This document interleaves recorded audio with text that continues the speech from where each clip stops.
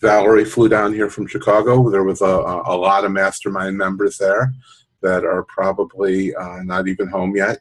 And good times were had by all, right? Yeah, it was a blast. Too much fun for me. Too much fun for you? So there was a, reoccurring theme there. Everybody was, of course, worried about the, the issues with the ASINs. We were lucky enough. We got a phone call from somebody who is a pretty high executive at Amazon that we did a live call with. And we'll get into that later. But I think it's, whenever they roll out something new, it's, a lot of problems. And, it's only going to get better. I think it's, it's been a free-for-all basically for, Amazon sellers. They put in the long-term storage fees, and that didn't seem to do anything. People sent their items back, to get around Amazon's rules, and then they sent them back in. So they, instated new rules that if you sent them in August or had them returned in August, to send them back in before, send them back in for quarter four or whenever you got them, just turn around and resent them. They thought, that they could do that forever. And, Amazon's obviously not building warehouses to store, all the crap that we don't want or can't sell. So, this is the next step. And, what that is limiting how many of each ASIN. If it only sells one a year and, you ship 1,000 of them there, it's basically free or cheap storage. Most of us really can't find any storage that's going to be as cheap as Amazon's monthly storage fees, and the long-term storage fees are, not much far behind them. They're a little bit more expensive, but most storage you're not going to be able to get, for those rates either. So, this is the next step. It may look like, some people are having issues where you may only be able to send, one or none of an item that's, a really hot seller. Or, I talked to some people that have shoes ranked under, maybe a couple thousand, and they were completely sold out, but they still couldn't send any in. And though, those issues are all going to resolve themselves, I believe. What this is going to be turning into is, feeding it through their APIs, giving Amazon sellers more tools that they're going to be able to move to the next step and be able to tell you how many to buy. It's already very easy for Amazon sellers, but, if when you scan something in ScanPower, for example, or the Amazon seller app, and it tells you, that you should buy, 12 or 24 or 200 of this item, it's going to take one more step of discovery out of your hands and going to make the process all that easier. So this isn't something to worry about, something to be, afraid of, but, something that over the next few months, I think is going to be able to make everyone's life easier. And, it's going to get rid of those bad people who are just trying to send unlimited products into Amazon, which isn't good for anybody. It's just going to raise the prices every time, they have to build another warehouse because they don't have enough space. Then, it's costing everybody more money. So going forward, I'm pretty sure that, they're going to develop more tools that's just going to make it easier. And of course, there's a few bumps, and, nobody likes to be able to have to buy product and then not be able to sell it. But in the long run, it's going to make everything a lot easier. But the biggest thing, and of course, I've told everybody that, networking and being members of, either paid or, local mastermind groups is of course, good for everybody involved. The more The more people you meet, the more people that you can network with, it's better for everybody's business. Not just sharing items, but sharing your journey is going to help everyone. I met a lot of people. I've booked a lot of new guests that's going to come and teach what they know. And all of these guests that I find for you are just making it one step easier, that you don't have to do those things yourself. People who have expanded into international selling, that's on many different Amazon platforms. People who are doing private label and so many other things that can be done with Amazon. And these people are going to share what they're doing to take a little bit of the hardship off of everyone else's shoulders. And everybody you meet in Amazon, if you're going to local meetups, I run local meetups. I've helped people set up local meetups in other areas, and this is so you can meet with other sellers, and you can help each other to grow your businesses together. This isn't something to be afraid of, but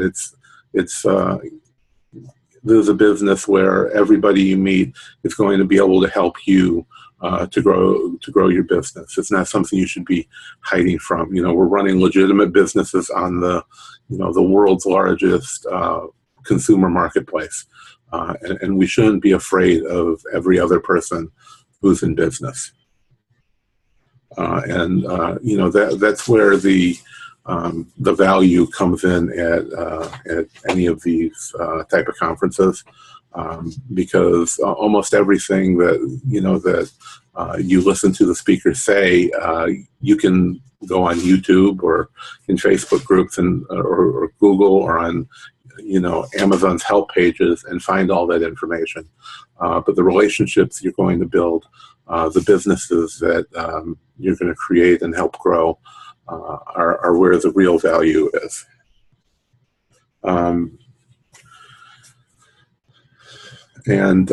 of the main things that I've always talked about is building relationships, and there were several people there who have built their business on those same ideas, and it's the one thing that I tell you should always be doing, not only building relationships with other sellers, but building relationships with your wherever you're sourcing at. If you're sourcing at retail, then you should be building relationships with all these people that you're interacting with. You don't have to start at the top. Make friends with the associates. Talk to the associates. Of course, associates can't make deals with you, but a lot of times it's easier just to ask an associate. If you're at Walgreens or wherever you want to get a deal, if you want to buy all their clearance or a section of it, you can ask them, can I get a deal if I buy all of this? Or at Walmart, if you find a whole shelf full of toys on clearance, can I get any kind of discount? Now they're not going to make that deal, but they can go and ask somebody, and you just work your way up the chain. Once we have relationships with a lot of business managers and assistant managers that we've dealt with over time, that we can that contact us when they find deals now, because they won't, managers of stores want to get that clearance out. As soon as it's marked as clearance, the people don't care about it anymore. They're just trying to get it out, get as much money for it as they can, because when they have that space clear, they can sell valuable, good product. And most managers look at clearance as the stuff that they have to get rid of. So any way you can help them do that, you're helping them, and it's not the other way around. Don't stop trying. I know a lot of people that I've talked to, a lot of people in the mastermind groups, are either afraid to talk to managers or doing this business because they don't want to have to deal with those those kind of people, they want to just be, they want to be in a bedroom listing their products, and that's it. But there's a great wealth of information and ability to really grow your business when you get out and start. Go out of your comfort zone and talk to these people. And if especially in smaller stores like Walgreens and whatever drugstores you have in your area, if you start talking to these people, they're going to see you coming in there. However often you go. Some stores, we're going into every day or a few times a week, and we built some great relationships. But it starts just by talking to the associates, and unless they tell you, absolutely not, I'm never going to make a deal with you, then, don't be afraid to ask, because a no today may not be a no tomorrow. Don't be afraid to continue asking, because eventually they're going to say yes. Eventually, just from the process of asking, they're going to be, they're going to be thinking about you when it's time to make that deal. Because if they don't want to do it today, when it's time for that next holiday and they need all that shelf space, they may be a lot more willing to, to take that step and start dealing with you. And once you, get deals with them, then, they're going to be more willing to continue to deal with you than to make a deal with somebody else. If you guys have any questions, feel free to just post in the chat. And we'll get to them as we have time, or you can come on video and ask if you'd like. And of course, after you start talking to people, you should really start logging or making a spreadsheet when you leave every store, of any kind of deals that you've made in the past, whoever you've talked to. Anybody who might have been open to deals. We've gotten lots of deals that we didn't take, and it's a great idea to keep track. Either do a Google Sheet or keep a notebook for every store you go to. Like me, I'm sure a lot of you are, maybe hitting dozens of stores in a day, and over time you're never going to remember what stores, which Walmart and what people that you talk to. So. It's good to keep a log, keep an eye out for those people, know what deals you've made. If you do get a deal, then, don't be afraid to remind them, the last time they did whatever it is that they did.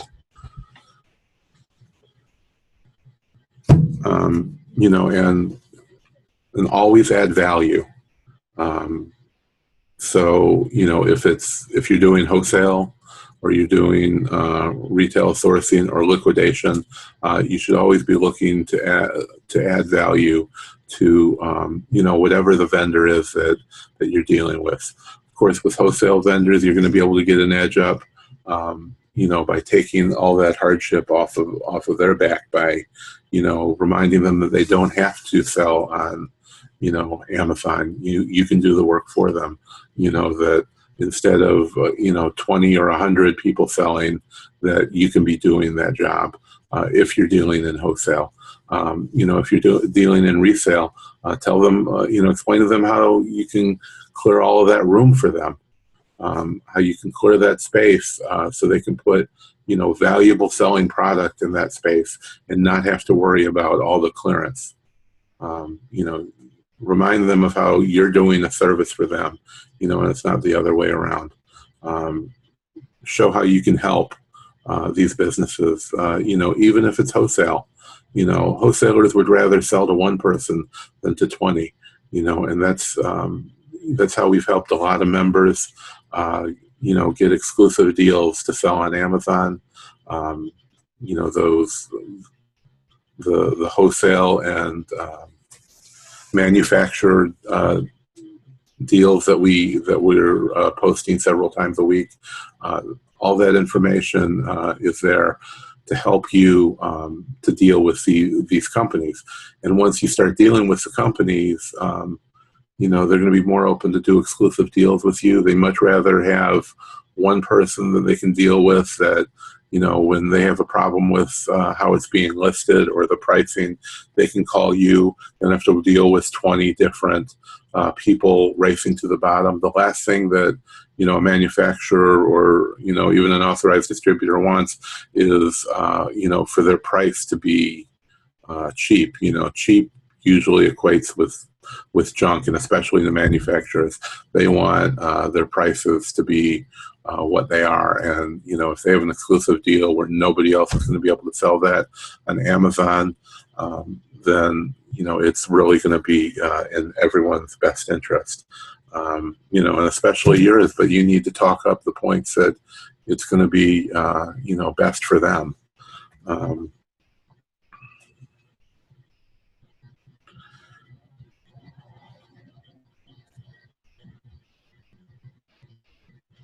Are you reading Joanne's question, or did you? Or never mind. I don't see a question. That's my fault. Never mind. Okay. Sorry, Joanne.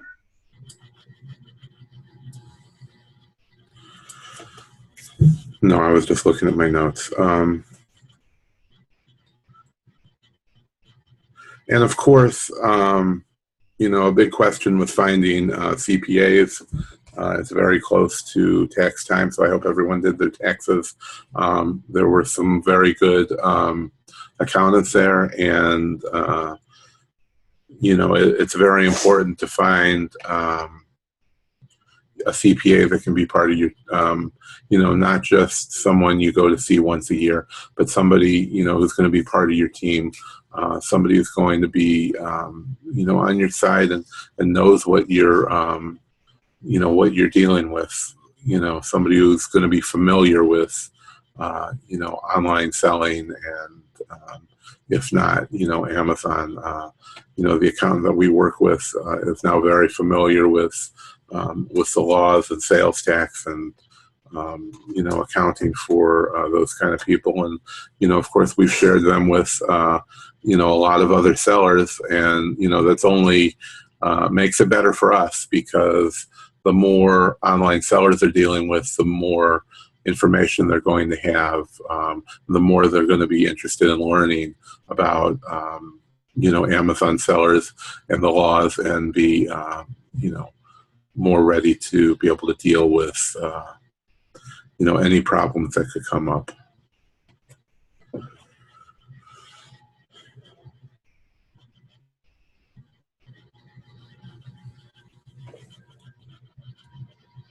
And, really, as I said, networking with the other sellers, I really think I learned a lot, not from maybe the presentations, but, talking to the other Amazon sellers, and, learning what everybody, the problems that everybody's having with their Amazon business, and that's only going to help, make our business, and hopefully expand to help make your business better. Yeah, it was crazy interesting. Everybody had their own, their own processes, their own issues, and whether they were beginner sellers or multi-million-dollar sellers. I mean, no matter how experienced or advanced they were, everybody has obstacles to overcome. And, there were times that there's a speaker, that these guys, who make millions each year would come on, and somebody from the crowd would make a comment on it, and they'd be like, oh, I didn't know that. So, everybody was able to learn from everybody, no matter what their, no matter what their experience or expertise was. So it was interesting to see and bounce all those ideas off, and then see how you can, implement them. Maybe not do exactly what they do or do exactly what other sellers are doing, but take their strategies and implement them into your strategies to make them work. Oh, I thought that was pretty cool. And I have a question when you're ready. Sure. About the expiration dates, I know, so placing a sticker So someone wants to know if they're supposed to place a sticker with the expiration date on the product, on products that require one, or just have the date visible for Amazon to see. So I know we have, I can share the video we have on all that too, but I don't know if you just want to go over. Right. So, yeah, a lot of people think you have to have your own expiration date. As long as the expiration date is in the correct format and is visible, even if it's in a poly bag, as long as it can be seen and read by the Amazon reps, then it's okay. So you don't have to put your own label, but if you do put your own label, you have to cover Amazon's label. And not only does it need to be readable, it has to be, as I said, in the correct format. And the correct format is, a 2-digit month and 2-digit day and a 4-digit year. And it has to be in that format.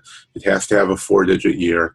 You can have the months in the middle if it's spelled out. So FEBMAR, so it has a 2-digit day and then a spelled out month, but you still have to have a 4-digit year. So as long as it's in one of those formats, you can leave what's originally on there. But if it's not, you have to not only cover it and use your own label. And we use the MX 5500 price guns, which are around $10 on Amazon. And we use expiration labels that say EXP right on the side, so then you can just use your price gun to do the date.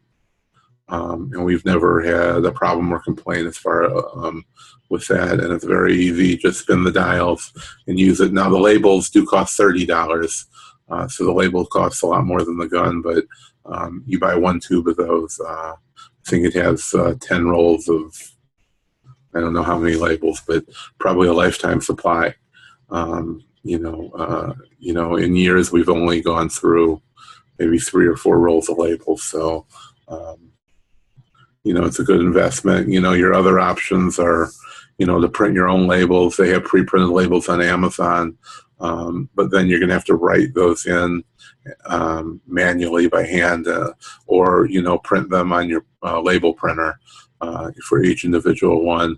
So it's either time consuming or I really think it looks unprofessional. As well as a lot of other packaging things that people do, using masking tape or, a lot of those other things.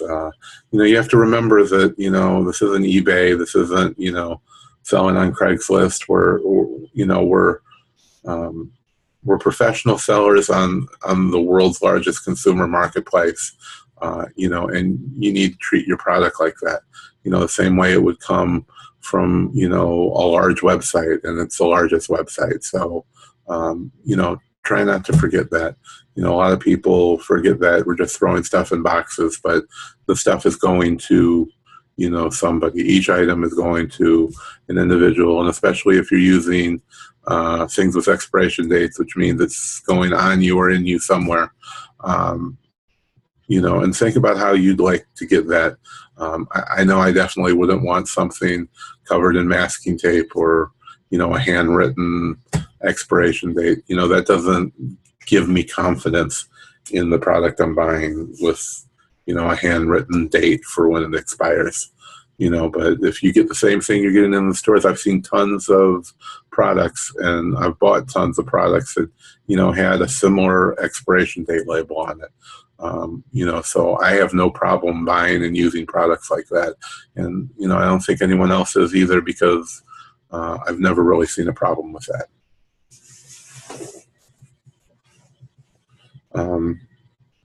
That's it. I've made many videos. If you go to my YouTube channel, you can see all the videos I've done on that.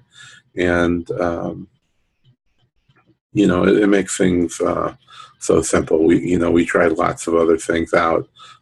There's a lot of different expiration labels, mostly for pharmaceutical products, but you can buy them on Amazon relatively cheap. But it's really, I didn't really think it was professional, and that was really the best thing that we came up with. And I know a lot of other sellers are using the same thing now.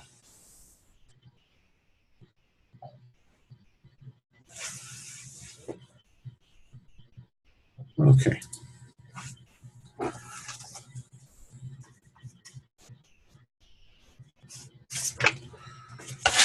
So yeah, and just an update for our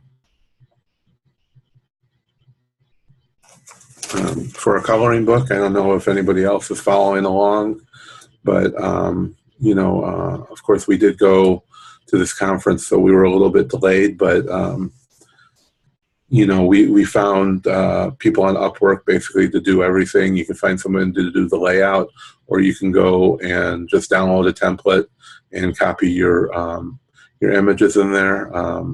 You know, you can get regular images and convert them into coloring pages. You can do it yourself in Photoshop pretty easily, or you can find somebody on Upwork or Fiverr. They'll do it for $5 an image. But I got about 40 images converted into made into coloring pages. I don't want to say converted, but made into coloring pages for about $20. You know, so if you want to go that route, that's one way to do it. There's a ton of artists who will do coloring pages for a few dollars a piece. You know, and you can have a coloring book, you know, out, you know, I'd still say for well under $100, but you know, it's probably closer to under $50.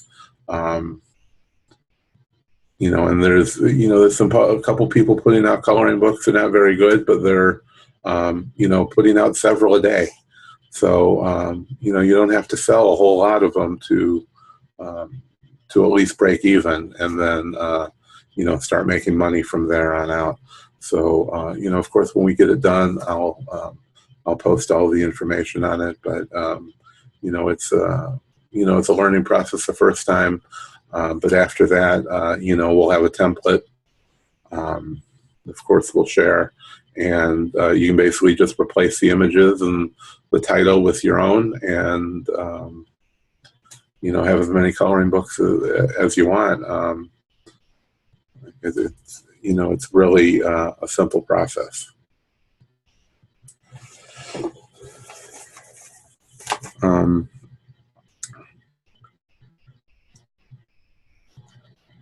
And, you know, of course, there was a lot of people there, you know, talking about suspension, which was probably you know, there was probably three main themes, which was, you know, networking not only with other people, which we spoke about, but also, you know, networking with your, you know, places that you buy from. Also, suspensions, you know, Cynthia Stein was there, you know, speaking her usual doom and gloom, you know, about how you shouldn't buy anything, basically, you know, except for wholesale, which I really don't agree with. Nate McAllister was supposed to be there, but I think he was up drinking a little bit too much the night before. He was pretty hungover. I think he just got on a plane and ran away. Yeah, so he never even, you know, showed up for the presentation, but I'm sure it would have been whatever. And, you know, suspensions is something everyone needs to deal with. But, you know, again, you don't need to sacrifice your own business for to do it. So, you know, if it was up to some of them, you know, I'm sure they're not doing what they're preaching to you. And, you know, if you can only buy things that, sorry, just a second. Okay, just a dog. If you can only buy things that, you know, you're buying at wholesale, I mean, it would put, you know, most Amazon sellers out of business. So, you know, obviously that's not what Amazon's looking for.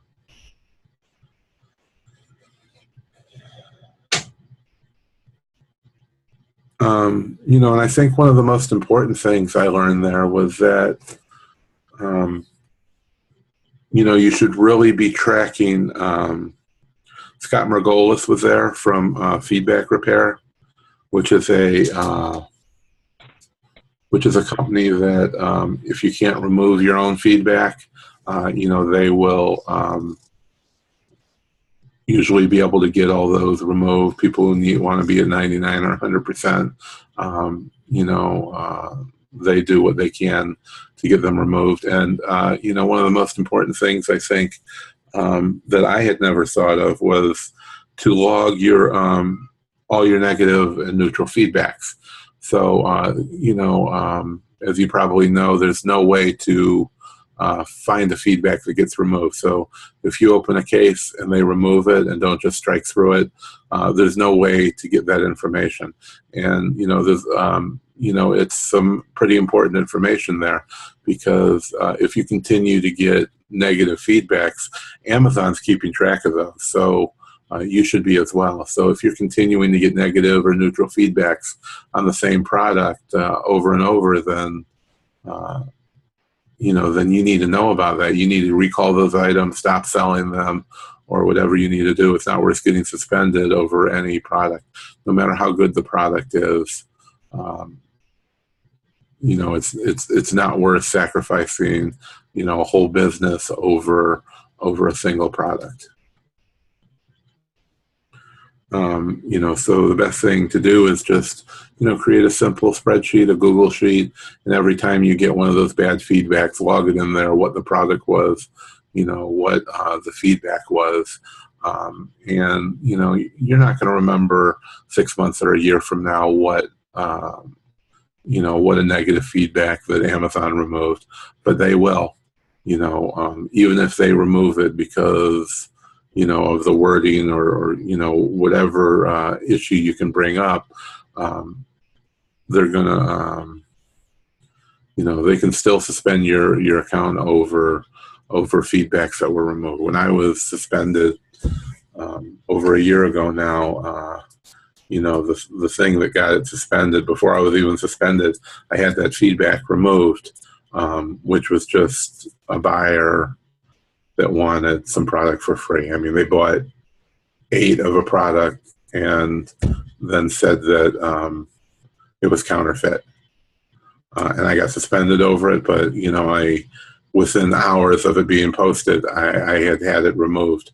And Amazon said, it was their fault and they take responsibility for it. But I was still suspended over it. So, I know for a fact that you can be suspended for feedback that can get removed. So you really need to be tracking all this information. And it's information that you can't recover. Amazon won't give you that information.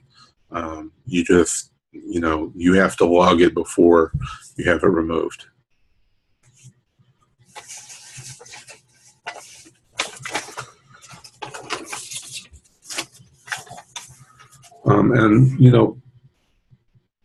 And most importantly, of course, at the ScanPower Conference we went to, they did have a call with somebody from, they did have somebody from Fiverr there as well. So they actually had, which was great. He shared his story and, how, we forget that these people,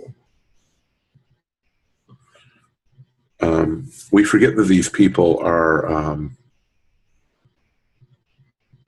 there to make a living just like us, even though it's $5 at a time or whatever upgraded price they have. But, he shared that, we help him to help us, grow our businesses. So, he's basically taken and leveraged. He was a voiceover artist, and he's able to, leverage that into paying off all of his $60,000 of student loans. And, it was just a great, inspiring story. But, it makes you remember that these aren't just, faceless people just like us, that we're not. Of course, I think we're more faceless than people on Fiverr because, we can't have contact with your sellers or, other information. But he's turned it into, a great business. And, we've done countless dozens of gigs on Fiverr over the years, and usually they're we get great results. But the last thing is that Chris Green was able to bring in somebody from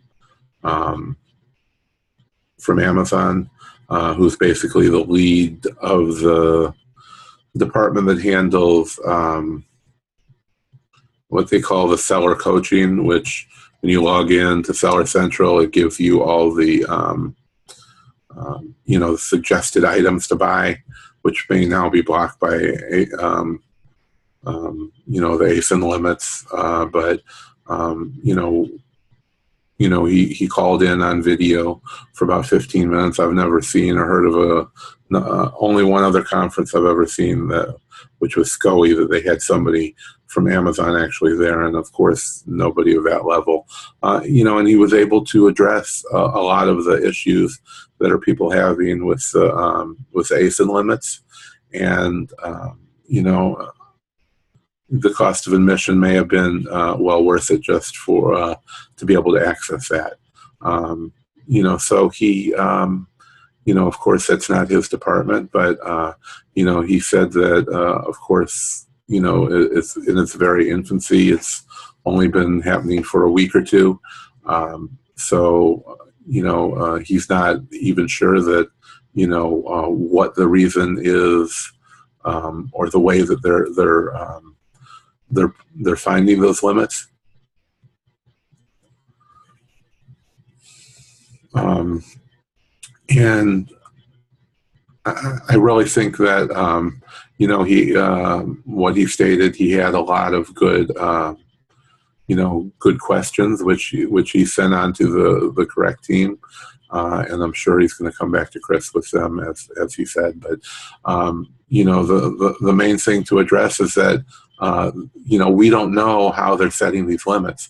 These limits could be set based on product velocity, or they could be set based on storage limits at the time. The warehouse that it happens to be going to may not have room for 1,000 of a product, and that could be where the limits are coming from. So over the next few weeks and months, all that's going to be addressed, and I'm sure it's going to be worked out. So this isn't as colossal of a problem that people in other Facebook groups have made it into, but it's just in its infancy, and I'm sure it'll work itself out like every other issue ever has on Amazon. And it's not something to be as upset about. We've had these ASIN limits, and we tried listing again, in a couple days, and it worked. So, I don't believe it's anything to, be spending your precious time as a business owner worrying about. Marlon had a question. You want to read that, Valerie? Yeah. So he says that he was suspended for about 2.5 weeks last summer. Last summer he was suspended for about 2.5 weeks, and he feels like he hasn't been the same from it. And it's regards to used and collectible items. So he wants to know if you think that selling used item puts you at any more or less of a risk of suspension. He personally has stayed away from used and collectible items for fear of suspension, but one of the main bogus reasons he says is used sold as new. So if it's used to begin with, that can't be a return reason. So he's thinking he's just paranoid about nothing. So, the first question I'd say, Marlon, before I get into all this is, were you suspended for a used item, or, does this have anything to do with your suspension, or are you just, okay.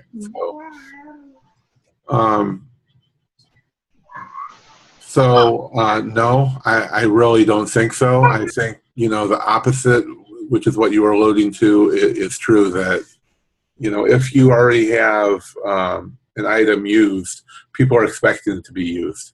the used sold as new is an issue where people don't understand what a condition is. You know, the new and various used conditions are exactly that. It's a condition of the product. Just because you bought an item at Walmart or, you know, from wholesale does not make it new. Every item you get and you bought does not make it a new product. You know, it's a condition. If it's never been opened, does not make it new. You know, if the box is beat up and dented or scratched, it's no longer new. You know, it's, you know, brand new from the manufacturer is new. You know, books that have never been opened is new. I would never consider a book that came from a bookstore to be in new condition. I've only ever sold a handful of books in new condition. If it's ever been opened, it's no longer a new product. And that goes for anything else as well. You know, some items you can't sell used, but I mean, I buy a ton. You know, I source at thrift stores. I started sourcing at yard sales, thrift stores, and flea markets. And, you know, I really don't have time for that anymore. You know, but I do do it occasionally. I do have a lot of partners that I work with that run spots at flea markets, which I've shared before, that, you know, my returns, when I'm buying liquidation and products that, you know, either aren't worth selling or, you know, aren't in good enough condition to be selling, I have people that I have built relationships with at flea markets that I give them the products and then we split whatever it's sold for, you know, 50-50, which is great because they, you know, they set the stuff up. I just deliver boxes to them. They set the products up. They, you know, they do all the selling. They pay the rent, and they don't have to pay for the product.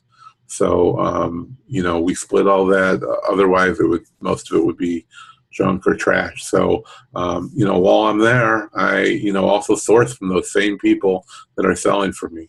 You know, tons of toys and collectibles and board games. And, you know, a lot of them get new products as well. So, you know, we have a ton of products that are in used condition, you know, collectible. You know, we love selling action figures and board games. You know, there's tons of board games that sell for a lot of money. And, you know, we're not afraid to sell them. I think people who are buying used or collectible products, you know more of what they're getting, and we always write a good description if it's in used condition. And let's see what else.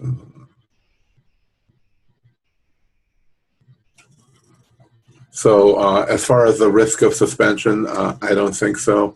You know, it's really about you delivering what you promised. Now, there are a handful of people out there, buyers, who are just going to complain no matter what because they're trying to get something for free.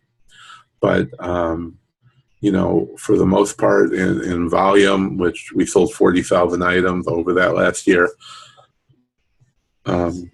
you're not going to have, you know, but, you know, a very, very, very small percentage of that who are, you know, out to hurt you.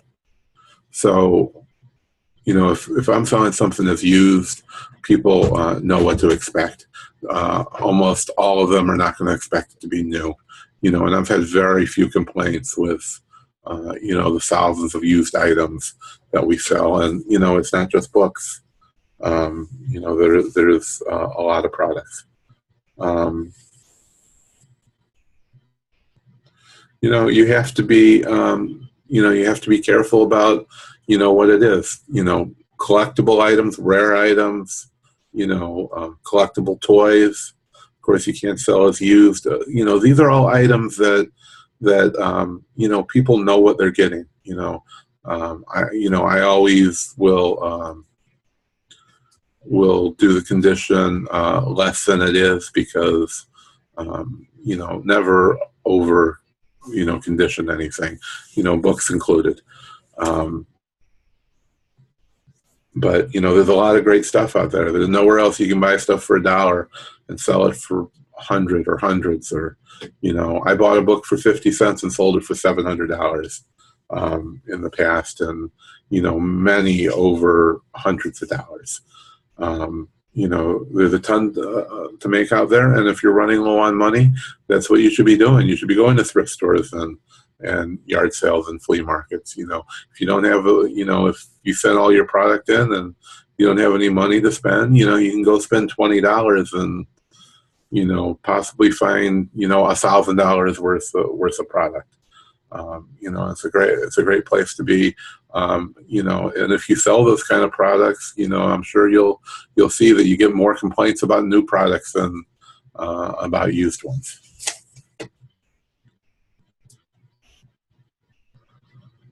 All right, so if there's no other questions, we'll go ahead and wrap it up. Thanks for coming out, guys. We'll see you next Monday.